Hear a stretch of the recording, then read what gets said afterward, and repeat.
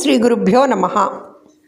అనవసరంగా ఎదుటివారిని శాపనార్థాలు పెడితే అవి ఎలా ఎవరికి వర్తిస్తాయనేది మన మహాభారతంలో ఒక చక్కటి కథ ఉంది. అది ఇప్పుడు మనం చెప్పుకుందాం ఆధ్యాత్మిక విషయంగా.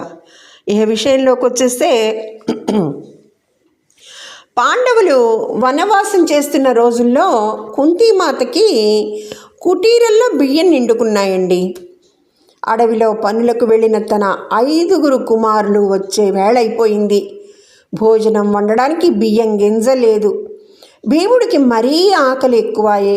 ఎలా చెయ్యాలి, ఎవరిని అడగాలి అనుకుంటూ ఉండగా సరే పక్కనే ఒక గ్రామం ఉందని తెలుసుకుని కుంతీదేవి ఆ గ్రామంలోకి వెళ్ళింది చిన్నగా. అక్కడ ఒక ఇంటికి వెళ్ళి గోడచాటుగా నిలబడి, అమ్మా నేను ఒక 5 నా బిడ్డలు పనుల మీదకి వెళ్ళి ఇంటికి భోజనానికి వచ్చే వేళ అయింది. అన్నం వండడానికి ఇంట్లో బియ్యం గింజ లేదు తల్లి, కొంచెం బియ్యం ఇస్తే నేను వెళ్ళి భోజనం చేస్తాను పిల్లలకి అని ఆత్మాభిమానం చంపుకొని కొంగు చాచింది గోడ పక్క నుంచి. ఆ ఇంటి ఇల్లాలు పరమగయ్యాళి. కరెక్ట్గా కుంతీమాత అలాంటి ఇంటికే వెళ్ళింది. ఏమి చేద్దాం, విధి చదరంగం ఆడుకుంటోంది. ఆ ఇల్లాలు గంపంత నోరేసుకొని, నా పిల్లలకి స్నానం చేయించి వాళ్ళను ముస్తాబు చేసుకుంటున్నాను, నా కోపిక లేదు పో, అసలు మా ఇంట్లో బియ్యం లేవు పో, ఏమీ లేవు పో, నీవు 5 బిడ్డల్ని పందిలాగా కనిపారేశావు, ఇలా అడుక్కు తిని చాకాలా వాళ్ళని అంటూ, తినకుంటే వాళ్ళే ఆకలికి మాడి చచ్చిపోతారులే, నీవు పో మా ఇంటి దగ్గర నుండి, దరిద్రపు గొట్టుదానా, మా ఇల్లే దొరికిందా నీకు, పో నీవు తక్షణమే పో అంటూ ఇక్కడ నుండి లేకపోతే చీపురుతో కొట్టి తరుముతాను అని ఇష్టం వచ్చినట్లు దుర్భాషలాడింది. నిష్కారణంగా నిందించింది. బియ్యం అడిగినందుకు అవమానించి తరిమింది. ఇంకా నీచ జంతువులతో పోల్చి తిట్టింది అనరాని మాటలతో. కాలం పరిస్థితులు పాండవులను పరీక్షించదలిచాయి. కేవలం లేకపోతే కుంతీమాతకి ఏంటి ఇలాంటి దుస్థిత? పాండవులు సాక్షాత్తు దేవతల అంశాలు. వారికి జన్మనిచ్చిన కుంతి మహాసాధ్వి, పతివ్రత, సహనమూర్తిలాలు. తిడుతూ దూషిస్తున్నా కూడా, నీచంగా మాట్లాడుతున్నా కూడా మారు పలకలేదు. తల వంచుకుని హృదయంలో కలిగిన క్షోభను పైకి కూడా కనపడనీయకుండా ఇంటికి వచ్చేసింది.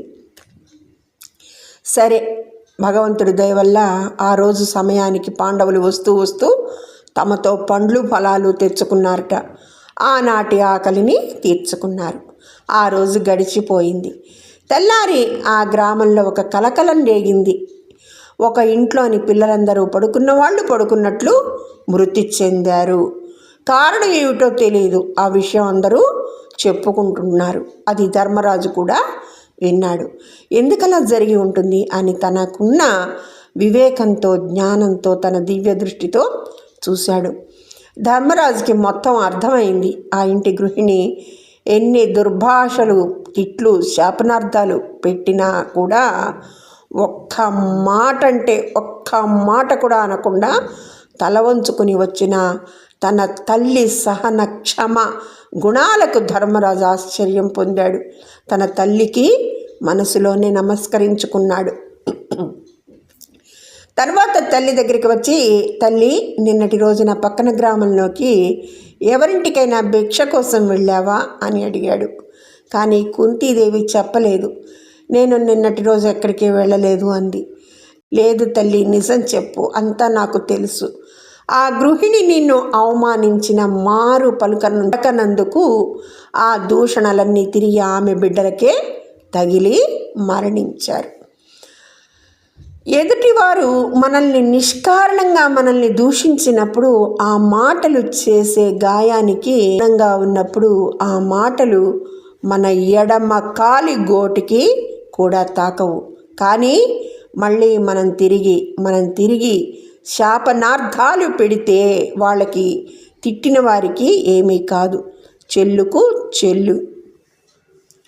కానీ మౌనంగా నీవు ఒక్క మాట అంటే ఒక్క మాట కూడా అననందుకు ఆ శాపనార్థాలు ఆమె బిడ్డలకి కొట్టుకొని వాళ్ళు మంచంలోనే పడుకున్నట్లు మృతి నొందారు.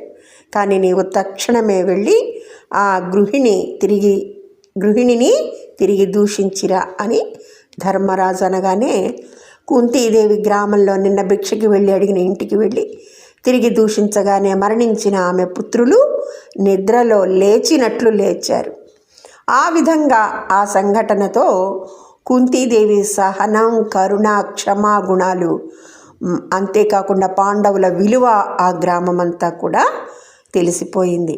ఎవరైనా మనల్ని అకారణంగా దూషిస్తే అది వారికే తగులుతుందని అంటారు. ఏ చెట్టు కింద రాలిన పళ్ళు ఆ చెట్టు కిందనే పడతాయి, కానీ వేరే చెట్ల కిందకి వచ్చి పడవు.